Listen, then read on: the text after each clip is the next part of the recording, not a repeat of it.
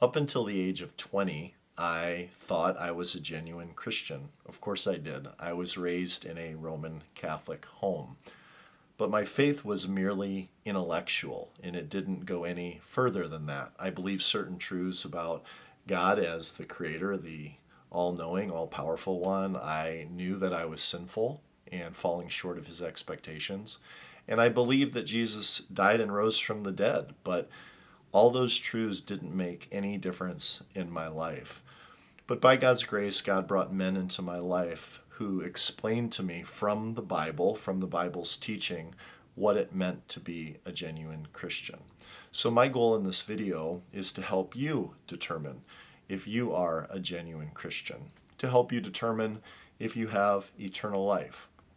So if you're willing, please pause this video, and during that time, read the 3 questions on this webpage and have firm answers in your head. I think if you have more clarity regarding what you think about those various areas, the rest of this video and the rest of this webpage will make more sense. So again, please pause the video. Okay, I don't know if you did pause the video, but whether you did or not, my goal now is to tell you how I would have answered those questions during the time when I thought I was a Christian, but now I realize I was not a Christian. And then what I'm going to do is briefly walk through those questions, how I would answer those questions today. So the first question is, on a scale of 0 to 100%, if you died today, how certain are you that you would spend eternity with God? And had you asked me that question as an example when I was 19, I would have said something like, I am 60% sure. Why 60%? Because I knew there were all sorts of areas of my life where I wasn't obeying God.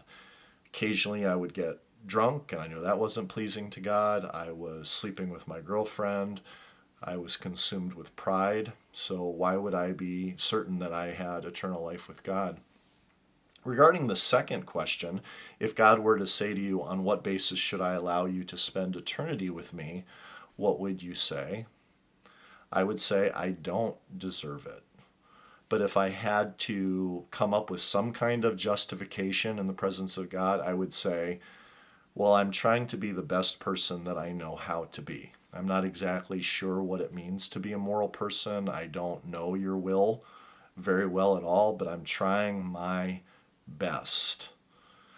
Regarding the third question, how do you enter a personal, reconciled relationship with God? Or put differently, how do you become a Christian? Well, again, I thought I was a Christian. And I would probably just say, well, I just need to read my Bible a little bit more. I need to go to church a little bit more often. And that's how you become a Christian. But from a biblical perspective, all 3 answers are just not adequate. How would I answer those questions today? Well, briefly, on a scale of 0 to 100%, how sure am I if I died that I would spend eternity with God? I'm 100% sure. But related to that second question, if God were to say to me, on what basis should I allow you to spend eternity with me? I would say, it's only because of the perfect life, death, and resurrection of Jesus. Only the perfect life, death, and resurrection makes a bridge to God.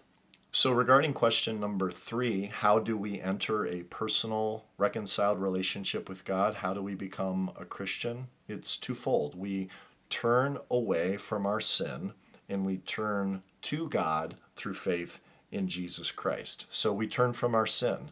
So that means that in those areas of our lives where we're disobeying God, even though we won't be perfect, we say to Him, I turn away from that. I turn away from sex outside the context of marriage. I turn away from pornography. I turn away from vanity. I turn away from obsessing about my career and my kids, God, more than I value you. And instead of trusting in self, we trust in Jesus Christ. We trust in Him and what He accomplished at the cross through His death and resurrection in particular. So please take time to read this webpage in detail, if necessary, reread it, because I don't think that there's anything that I have written or will write that is any more important than what you will find on this webpage. So thanks for taking the time to watch this video, and God be with you.